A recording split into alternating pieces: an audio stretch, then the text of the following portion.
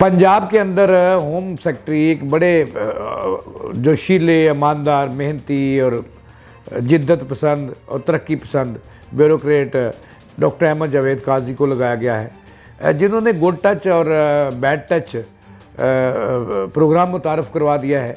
अच्छा, ये good touch और बैड टच क्या है? टच के मायने होते हैं किसी को छूना। अब ये पंजाब के अंदर एक बच्चे जो हैं उनके लिए गाई मुहिम शुरू की जा रही है।